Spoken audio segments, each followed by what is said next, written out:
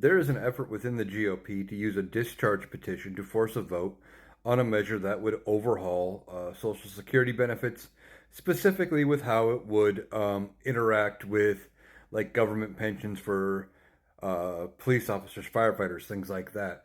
And this discharge petition is basically you need 218 members of the House to pull a bill out of committee and force a vote on the floor. Now, normally this is done by the minority party, and they never get enough votes to actually bring the vote to the floor because the majority just says, yeah, we're not doing that.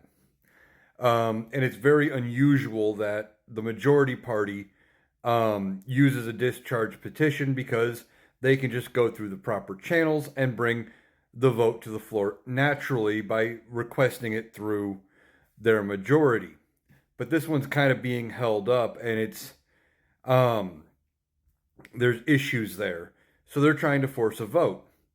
Well, what's interesting to me is there's been 4 dozen, so 48 members of the Republican caucus in the House of Representatives have signed on to this discharge petition. Now, it would need a bunch of Democrats to sign on to bring this bill to the floor and actually vote on it. But the fact that 4 dozen Republicans have done something that normally is not done with the majority party to try to force this bill out and make it get voted on is interesting. It shows how conjoined the Republicans are. They're not a unified party. They're fighting among themselves. They can't get anything accomplished because each side wants to do something different and they can't even agree.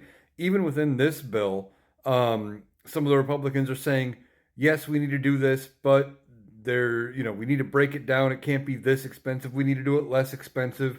Change some things here, change some things there to save some money, blah, blah, blah. It's the typical Republican talking point that they like to talk about is too much money. They like to talk about the budget when there's a Democrat involved in the presidency and about how bad our deficit is and how much our debt is, etc. But then when they're in the majority, they don't care. They run the debt up. But they're fighting among themselves about even this bill, which has bipartisan support because some of the stuff does need to be fixed. Specifically, like I said, about how pensions from civil service jobs like police officers, firefighters, etc., affect Social Security benefits. And both sides, Democrat and Republican, have agreed that something needs to be done. They're just arguing about the what. And even within the Republican Party, they don't have a unified message as to the what, which just tells me they cannot be left in charge of the House of Representatives.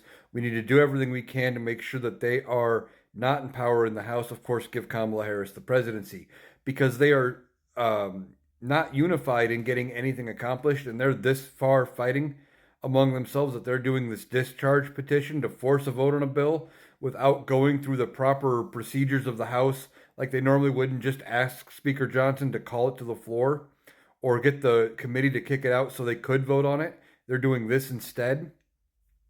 Shows how unable to lead the Republicans are because they're unserious at this point. They can't compromise even among their own party, let alone work with Democrats unless they absolutely have to and it's in their best interest.